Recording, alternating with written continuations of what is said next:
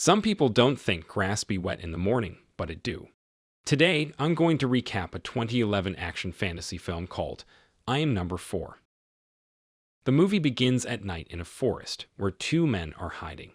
One of them hears noises and takes his machete to check out what's going on.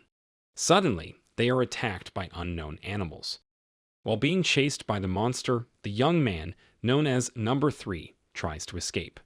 However, he is caught by the Mogadorian commander, who snatches his necklace and executes him on the spot. The young man turns to dust and is lost in the atmosphere. The commander places the necklace around his neck along with others, suggesting that this young man is not the first victim. Shifting to John Smith, or Number 4, who is having fun in the ocean with his friends. That evening, he goes swimming with a girl, and his leg begins to glow, forcing him to scream in pain. He also sees Number 3, who warns him of an impending danger. People see the scene and record John behaving strangely, mocking him as a freak. John wakes up on the beach and is joined by a man named Henry. Number 3 and John are young people with superpowers, and each of them has a protector who must do everything to protect them from mortal danger. Henry, his protector, notices the wound on his leg and realizes that Number 3 has been killed.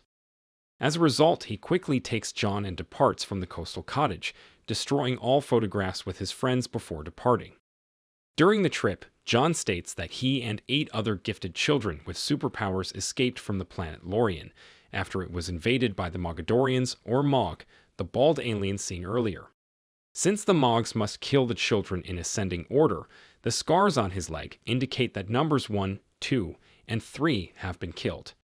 Now John is the enemy's next target, and Henry gives him a new identity, adding that he must remain hidden. They decide to move to an old house in Paradise, Ohio, for safety. There he comes across a poster of a football star named Bernie Kosar. A small lizard secretly follows them to the house. Henry tries to completely eliminate John from social media, so that the Mogs cannot track him down.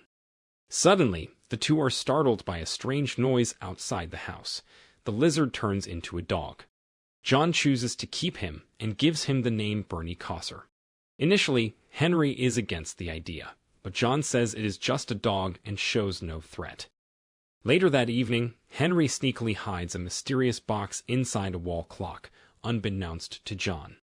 It is a box for John, left by his father before he died, but John will get it at the right time.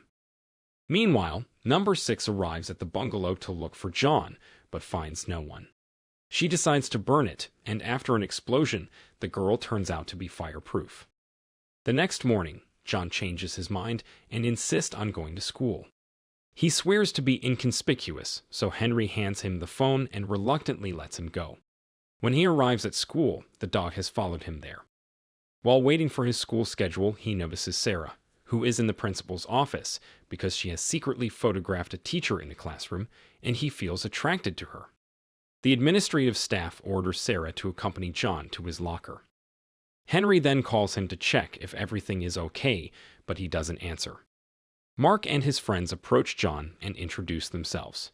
When the bully walks away, John sees him hit a nerdy boy named Sam and throw away his skateboard. He gives his skateboard back and befriends him. After school, John notices that Sam is again being bullied by Mark. Infuriated, John picks up the ball and violently throws it at one of Mark's classmates, knocking him over. He then discovers that Sarah is showing interest in him by discreetly photographing him from a distance. That evening, John discovers a website where Sarah keeps all her photographs, including an album of photographs of him. Henry purposely deletes all of John's pictures so that he won't be seen. Meanwhile, the Mogs find out that Number 4 is still alive after discovering the burned bungalow.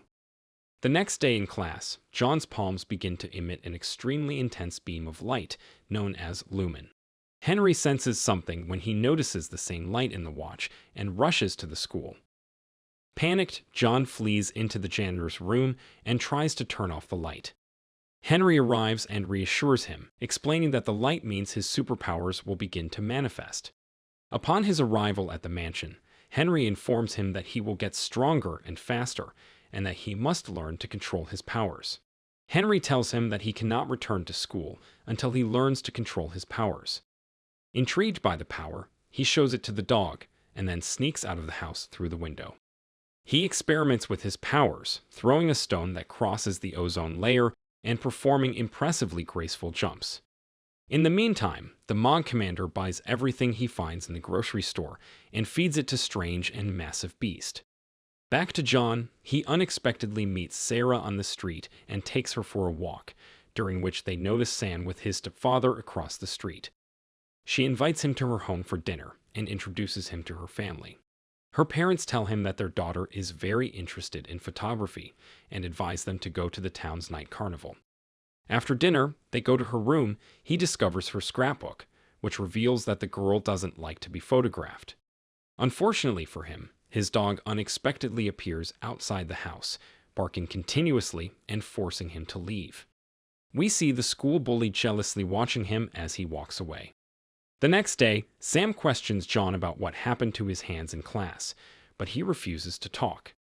As Sam counsels his friend to avoid Sarah, the pink paint Mark had set earlier explodes from their lockers.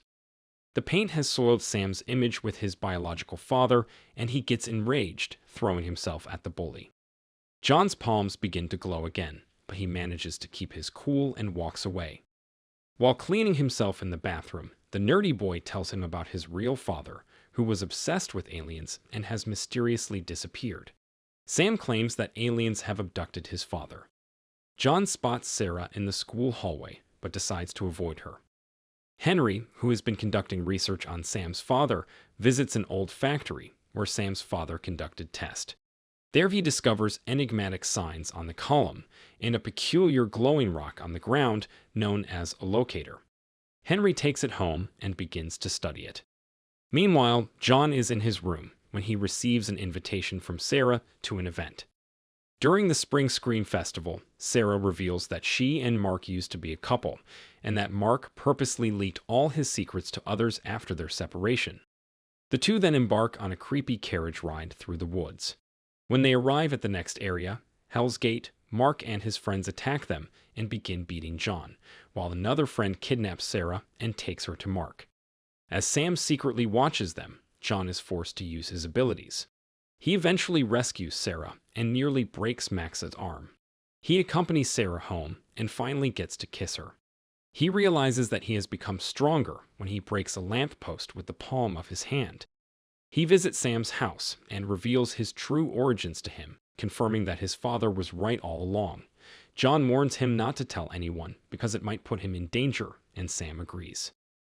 The next day, a local sheriff, who later turns out to be Mark's father, arrives at John's house and interrogates him, accusing him of attacking his son, but John denies it, claiming that he was not paying attention. Henry feels proud of John because he is getting used to his abilities. Soon after, a video of John screaming in pain in the ocean goes viral, and Henry advises them to leave quickly because he cannot delete it. Since he has fallen in love with Sarah, he disobeys and refuses to go. He starts an argument with his protector, and they have a brief scuffle. Henry is kidnapped moments later, and John has to go to a specific place to rescue his protector. Together with Sam, they travel to the destination. When John arrives, he instructs Sam to follow a man, while he sneaks into the house, where he finds several newspaper articles about missing persons, and eventually discovers Henry, who is immobilized. The kidnappers turn out to be two conspiracy theorists sent by the Mogs. A Mog bursts through the door and attacks them. As John and Sam escape, Henry confronts the alien. Sam has lost the car key, and John uses his power to start the vehicle. However, before they leave, the alien appears and stabs Henry in the chest. As they drive away, Henry hands John his special knife and tracker, revealing that Sam's father used the rock to search for Lauren's surviving children. He orders John to find his own kind before he dies, as their combined powers would be enough to stop the Mogs. Unsuccessful in capturing John, the aliens arrive at the home of the conspiracy theorist and execute them with a death device for failing. Meanwhile, local sheriffs invade John's home and declare him a terrorist. Sarah gets suspicious and asks her boyfriend who he really is. As they are driving, Sam confesses that he has another fragment of the rock his father discovered while searching for aliens in Mexico. While Sam looks for Bernie, who helps him find the rock in its hiding place, John stops by at Sarah's house to clear the air and say goodbye. The cops, however, arrive at the house and corner John and Sarah on the roof. Sarah falls off the roof as she stands up. Fortunately, John uses his telekinesis power to save her. He demonstrates his skills again when he is forced to use telekinesis to pull up a police car. The two escape from the cops and go to school. Meanwhile, the Mogs arrive in a convoy of trucks and confront Mark and his father. The commander threateningly orders Mark to take them to John. Sam tells his friend that the Mogs have surrounded the school.